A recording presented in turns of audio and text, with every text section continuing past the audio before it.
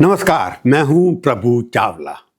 जब से प्रधानमंत्री नरेंद्र मोदी ने दिल्ली के अंदर अपना पद संभाला है, तब से 10 सालों के अंदर विश्व की सबसे ज़्यादा यात्राएं करने वाले हमारे प्रधानमंत्री मोदी जी हैं। उन्होंने सबसे ज़्यादा विदेश यात्राएं की और उसके बदले में भारतवर्ष के अंदर सबसे ज़्यादा देशों से राष्ट्राध्यक्ष प्रधानमंत्री भी भारत में आए। ये प्रधानमंत्री नरेंद्र मोदी की कूटनीति का एक सक्सेसफुल नैरेटिव है। अब देखिए, राष्ट्रपति पुतिन जो काफ़ी कम जाते हैं विदेश यात्राओं पर, चाइना के अलावा वो कहीं नहीं जाते, वो भारत की यात्रा पे आए हुए हैं। विश्व के अंदर टकराव की स्थिति बनी हुई है। अमेरिका एक तरफ रशिया के खिलाफ डंडा लेकर के खड़ा है, चाइना अमेरिका के खिलाफ खड़ा है। तो इसके अंदर पुतिन की भारत यात्रा का क्या इम्पोर्टेंस है, क्या स्ट्रेटजी है, क्या विश्व के अंदर जो बैलेंस बन रहा है, जो यूनिपोलर वर्ल्ड बन रहा था वो मल्टीपोलर बनने वाला है या नहीं। पुतिन की यात्रा से और मोदी के साथ मुलाकात के बाद ये तय होगा कि विश्व की राजनीति, विश्व का सामरिक प्रदर्शन किस तरफ जाएगा, बैलेंस किस तरफ जाएगा, क्या अमेरिका को वो अलग थलग करने में सफल होंगे। इसी पर हम करेंगे आज की प्रभुवाणी। जैसा कि लगता है दुनिया की सांसें थमी हुई थी, एक ऐसा ऐतिहासिक पल जब विश्व की शक्तियां टकरा रही हों और भारत के फैसले पर पूरी दुनिया की निगाहें टिकी हों। रूसी राष्ट्रपति व्लादिमीर पुतिन की भारत यात्रा महज 24 घंटे से कम, लेकिन का असर सदियों तक गूंजेगा, क्योंकि अमेरिका का दबाव चरम पर है। ट्रंप प्रशासन भारत को रूस से तेल खरीद बंद करने की धमकी दे रहा था और हमने कम भी किया और हमने कटौती भी की है। इसका प्रेशर भी बनता है इसके ऊपर, जबकि आपके आंकड़े से देखें कि अमेरिका कितना प्रेशर डाल रहा है। 2024 में 41% से घटकर 2025 में 31% हमारा इंपोर्ट हुआ। लेकिन पश्चिमी देशों की उम्मीद है कि मोदी पुतिन को यूक्रेन युद्ध समाप्त करने के लिए राजी भी कर लेंगे और पेट्रोल भी उसे नहीं खरीदेंगे। क्या कि यह मुलाकात अंतर्राष्ट्रीय कूटनीति को नया रूप देगी? क्या भारत, अमेरिका और रूस के बीच संतुलन सधा पाएगा? आइए इस नाटकीय यात्रा पर हम शुरू करते हैं आज की प्रभुवाणी। तो घड़ी आ गई जिसका सबको इंतजार था। रूस के राष्ट्रपति पुतिन साहब इंदिरा गांधी इंटरनेशनल एयरपोर्ट पे लैंड 7:30 के करीब आ गए, 7:15 बजे करीब आ गए। जैसे ही वे उतरे, जैसा कि उम्मीद थी कि मोदी जी वहाँ पर जाएंगे, वो वहाँ गए। रेड कार्पेट बिछा दी गई थी और जैसे वे उतरे, मोदी का अपना तरीका स्वागत करने का होता है। मोदी की चप्पी सबको मंजूर है, देखा है आपने, मशहूर है सब जगह। उन्होंने उनके हाथ मिलाया और उनकी चप्पी भी डाली। ये प्रोटोकॉल भी ब्रेक किया मोदी जी ने। प्रधानमंत्री कभी आने वाले जो चीफ गेस्ट होते हैं, राष्ट्राध्यक्ष होते हैं, नॉर्मली उसके स्वागत के लिए एयरपोर्ट पर नहीं जाते। प्रधानमंत्री मोदी ने इसको ब्रेक किया कि दूसरे दिन का स्वागत जो होता है वो राष्ट्रपति भवन के प्रांगण में होता है। परंतु मोदी जी एयरपोर्ट पे पहले पहुंच गए और अपनी गाड़ी में बैठकर इंतजार करते रहे जब तक उनका जहाज नीचे नहीं उतरा, जब तक वो गेट से नहीं आए। जब वो गेट से आने वाले थे तब वो गाड़ी से निकल कर अंदर गए। उसके बाद पारंपरिक से स्वागत हुआ, डांस गाने हुए और उसके बाद मोदी जी उनके साथ चले गए। अब सवाल सबके दिमाग में ये हुआ, क्या होगा? क्या मोदी ट्रंप को न्यूट्रलाइज कर पाएंगे?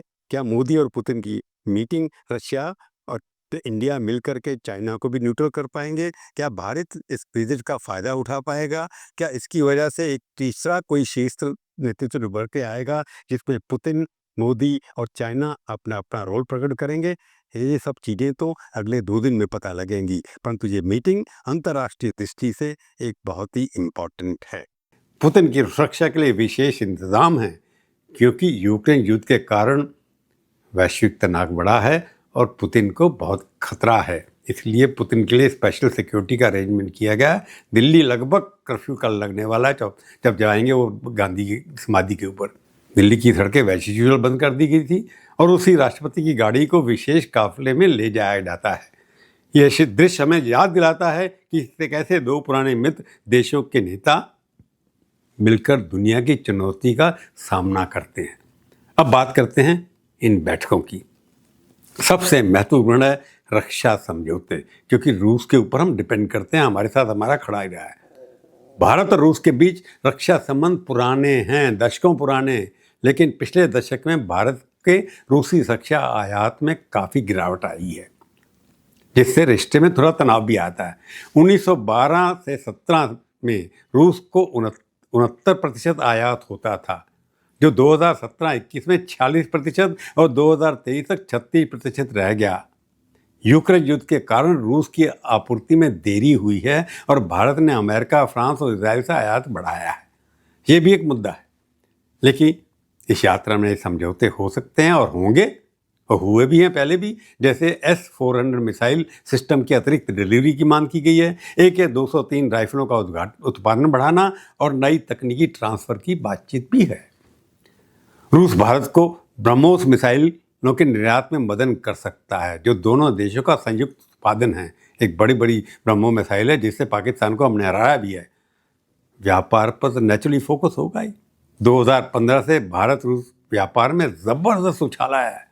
2015 में ये करीब 7 से 8 अरब डॉलर था, जो 2020-21 में 8 अरब और 2021-22 में 13 अरब और 2023-24 में 65.7 अरब पहुंच गया। इतनी बड़ी बढ़ोतरी 2024-25 में रिकॉर्ड 68.7 अरब डॉलर हो गया, जो मुख्य रूप से रूसी तेल आयात के कारण हुआ है।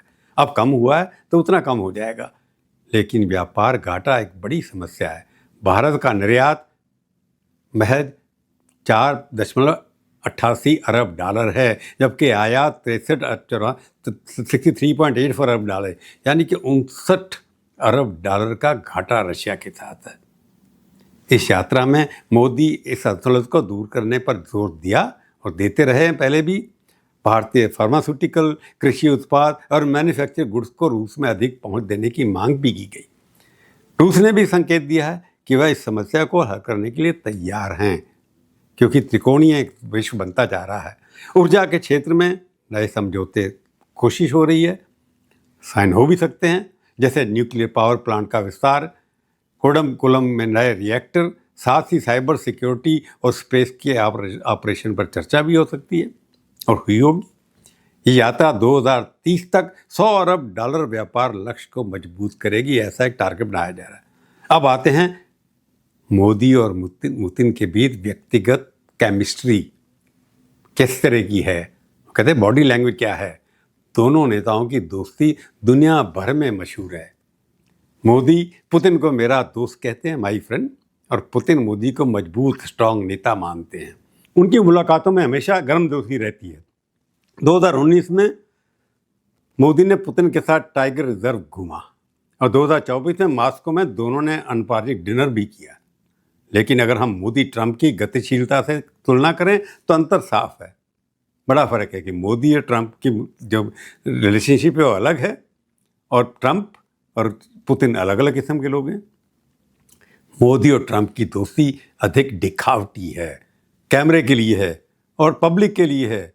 जैसे 2019 का हाउडी मोदी इवेंट, जहां दोनों ने स्टेडियम में गले मिले, या 2020 में अहमदाबाद में नमस्ते ट्रंप, इस तरह के इवेंट में दिखाई देता है कि पब्लिक के लिए है। 2025 में ट्रंप के दूसरे कार्यकाल में भी फरवरी में वाशिंगटन में मोदी की यात्रा हुई, जहां संयुक्त बयान जारी हुआ और ट्रंप ने मोदी को महान प्रधानमंत्री भी कहा।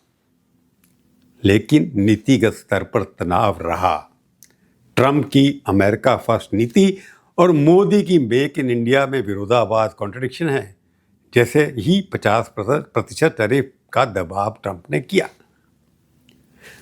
हाल ही में एक टेस्ट फोन कॉल में भी विवाद हुआ, जहां दोनों के बड़े अहंकार टकरा गए, क्योंकि ट्रंप 56 बार बोल चुके हैं कि मैंने ही फैसला कहा पाकिस्तान और इंडिया के हित में, और दूसरी तरफ मोदी पुतिन का केमिस्ट्री बड़ी गहरी है और ऐतिहासिक है। सोवियत काल से चला आ रहा विश्वास बिना ज़्यादा शोबादी के जो ट्रंप दिखाने की कोशिश करते हैं। ट्रंप के साथ रिश्ता ब्रैश और पॉपुलिस्ट रहा, लेकिन पुतिन के साथ ये रणनीतिक और व्यक्तिगत विश्वास पर आधारित है। लो प्रोफाइल रहते हैं। 2025 में ट्रंप भारत पर रूस के खिलाफ दबाव बढ़ा रहे हैं, लेकिन मोदी पुतिन की केमिस्ट्री इस संतुलन को बनाने में रखने में मदद कर रही है। मोदी और पुतिन की दोस्ती अभी तक बनी हुई है, उसकी वजह से हमारा ट्रेड बैलेंस अच्छा बना हुआ है। 2014 से अब तक मोदी पुतिन ने बायलैटरल और मल्टीलैटरल मंचों पर 20 से अधिक बार मुलाकात की, जैसे ब्रिक्स, SCO, G20 समिट्स में तो मिले, बड़े प्यार से मिले। 2024 में SCO समिट में तियानजिन में भी मिले और 5 फोन कॉल्स हुई। मोदी ने 2014 से रूस का दौरा 5 बार किया, 2015 में उफा, 2017 में सेंट पीटर्सबर्ग, 2019 में व्लादिवोस्तोक, 2024 में मॉस्को। अब बहुत सारी बहुपक्षीय यात्राएं हुई। वहीं पुतिन ने भारत का 3 बार दौरा किया, 2014 में दिल्ली, 2018 में दिल्ली, 2021 में दिल्ली। ये अब उनका चौथा दौरा है। इन दोनों की दोस्ती केवल पॉलिटिकल नहीं है, बल्कि कल्चरल भी है, सांस्कृतिक भी है। मोदी ने रूसी भाषा सीखने की कोशिश की और पुतिन भारतीय संस्कृति की सराहना करते रहते हैं। ये केमिस्ट्री दोनों देशों के संबंधों की फाउंडेशन है, नींव है, जो सोवियत काल से चली आ रही है, उसमें परिवर्तन नहीं हुआ है। ट्रंप के साथ या अमेरिका के साथ रिश्ता उतार चढ़ाव बढ़ रहा। 2025 में डिटेंटी की कोशिश हो रही है, लेकिन टैरिफ और व्यापार युद्ध ने विश्वास हिला दिया। वहीं पुतिन के साथ ये अटूट है, स्टेबिलिटी है। ये मुलाकात अंतर्राष्ट्रीय कूटनीति और रणनीतिक गठबंधनों को रीसेट कर सकती है। यूक्रेन युद्ध के बीच रूस अलग थलग पड़ रहा है, लेकिन भारत के साथ संबंध मजबूत करके वह एशिया में स्थिति सुधार सकता है। दोनों का स्थिति में है, क्योंकि भारत भी अमेरिका को बैलेंस करना चाहता है। भारत के लिए अमेरिका के साथ क्वाड और इंडो पैसिफिक स्ट्रैटेजी को संतुलित करने का मौका भी है। लेकिन सबसे दिलचस्प बात है भारत चीन संबंधों पर क्या प्रभाव होगा इस मीटिंग का। रूस चीन का प्रमुख सहयोगी है, दोनों की सैन्य साझेदारी मजबूत है, मिलिट्री रिलेशनशिप अच्छी है और रूस चीन को हथियार बेचता है और ऐसे वो भी उनको सपोर्ट करते हैं। अभी रशिया के जब यूक्रेन वार हो रहा था, चीन से काफ़ी हथियार उनको मिले। लेकिन भारत के साथ रूस के पुराने संबंध हैं, वो भारत चीन सीमा विवाद में तटस्थ रहा है। रूस कभी भी चाइना के साथ नहीं गया। क्या इस यात्रा में रूस भारत को चीन के खिलाफ कुछ रियायतें देगा, जैसे भारत को एडवांस तकनीक देना या NCO में भारत की स्थिति मजबूत करना, जो भारत की ज़रूरत है? इसके ऊपर होगा कि नहीं? हालांकि रूस ने कहा है उनके संबंध चाइना के साथ स्ट्रैटेजिक हैं, उनको हम छोड़ नहीं सकते। स्पेशलिस्ट एक्सपर्ट्स का मानना है रूस दोनों देशों के बीच संतुलन बनाने रखने की कोशिश करेगा, लेकिन भारत के साथ रक्षा सहयोग बढ़ाकर वह चीन पर इनडायरेक्ट दबाव डाल सकता है। अगर रूस भारत को ज़्यादा समर्थन देता है तो ये भारत चीन संबंधों को तनावपूर्ण भी बना सकता है, खासकर लद्दाख सीमा पर, जिस पर आज तक रूस ने कभी भी कोई कंट्रोवर्शियल स्टेटमेंट नहीं दी है, हमारे साथ ही खड़ा है। लेकिन अगर रूस मीडिएशन करता है, मध्यस्थता करता है, तो ये एशिया स्थिरता के लिए अच्छा होगा। ये यात्रा तय करेगी कि क्या रूस भारत और चीन के खिलाफ रणनीतिक लाभ देगा या सिर्फ व्यापार पर फोकस रहेगा। 2015 से भारत रूस व्यापार विकास को देखें तो स्थिर से स्फोटक हो गया। 2015 में, जैसे पहले आपको बताया, $7 अरब से होकर 2019 तक 11 अरब। फिर यूक्रेन युद्ध के बाद रूसी तेल की सस्ती आपूर्ति से 2023 में $65 अरब, जिन्हें मैंने पहले बताया, और 225 में 68 अरब। मुख्य रूप से हम तेल, ऊर्जा, कोयले का आयात करते हैं, परंतु निर्यात हमारा बहुत कम, जिससे हमारा घाटा बढ़ रहा है। भारत अब रूसी बाजार में चाहेगा दवाएं, चाय, चावल और मशीनी बेचें, इसकी कोशिश कर रहा है। इसी पर पुतिन के साथ चर्चा भी होगी। इंपोर्ट जो हम डिफेंस में करते हैं उसमें गिरावट हुई है। रूस अभी भी भारत का प्रमुख सप्लायर है। 1/3 भारत इंपोर्ट जो है हमारे डिफेंस अभी भी रूस से आते हैं, परंतु गिरा क्यों? पिछले दशक में गिरावट का कारण क्या है? रूस की उत्पादक क्षमता में कमी, भारत आत्मनिर्भर की नीति और ऑल्टरनेटिव सोर्स। अब हम कहीं और से भी खरीदते हैं, काली सोर्स रूस के ऊपर डिपेंड नहीं करते। लेकिन ये यात्रा पुराने संबंधों को नया जीवन दे सकती है, क्योंकि हमारे को रूस की ज़रूरत है चाइना और पाकिस्तान को हैंडल करने के लिए। अंत में, क्या रूस अभी भी भारत का सबसे भरोसेमंद सहयोगी है? इसका उत्तर अभी तक तो लगता है हाँ, क्योंकि इतिहास गवाह है 1965 और 1971 के पाकिस्तान युद्धों में सोवियत संघ ने भारत का साथ दिया, वीटो पावर का इस्तेमाल किया, आज भी रूस संयुक्त राष्ट्र में भारत का समर्थन करता है और जरूरत पड़ती है तो वीटो का प्रयोग करता है। तो ये यात्रा दोस्तों कई मुद्दों का फैसला करेगी। ऑयल का इंपोर्ट, यूक्रेन युद्ध, शीत के साथ संबंध, लेकिन राजनीतिक विवाद भी पैदा हो रहा है जो होता है हर विदित पर। कांग्रेस को एक मौका चाहिए। विपक्षी नेता राहुल गांधी ने आरोप लगा दिया कि सरकार उन्हें पुतिन से मिलने नहीं दे रही, जो पुरानी प्रथा के खिलाफ है। जब भी कोई विदेश आते आता तो मिले। अटल बिहारी वाजपेयी और मनमोहन सिंह के समय में विपक्षी नेता विदेशी मेहमानों से मिलते थे, ये प्रोटोकॉल का हिस्सा था, ऐसा राहुल गांधी का कहना है। लेकिन उनका कहना है सरकार अब इसे रोक रही है, जिससे पॉलिटिकल टेंशन बढ़ रही है। अब इसमें क्या होगा कि थोड़े समय के लिए आ रहे हैं, उनके पास कितना टाइम है, ये सरकार कैसे, क्या ये असुरक्षा है या नई रीति? ये यात्रा भारत की कूटनीतिक क्षमता का परीक्षण है, मोदी का भी परीक्षण है। अमेरिका और रूस के बीच संतुलन बनाते हुए अपनी स्वतंत्र विदेश नीति को मजबूत करने का भी एक टेस्ट है। दोस्तों, ये मुलाकात न सिर्फ दो देशों बल्कि वर्ल्ड लेवल की डेफिनेशन डिफाइन करेगी, व्यवस्था को प्रभावित करेगी। आज की प्रभुवाणी इतनी, फिर मिलेंगे किसी और विषय पर बात करेंगे। तब तक धन्यवाद। और जाने से पहले फिर आपको एक रिक्वेस्ट, मेरे चैनल को देखिए, सब्सक्राइब करिए, शेयर करिए, कमेंट दीजिए, सुझाव दीजिए। मैं सब कुछ पूरा पढ़ूंगा, जवाब भी दूंगा, पर बुरा नहीं मानूंगा। जय हिंद।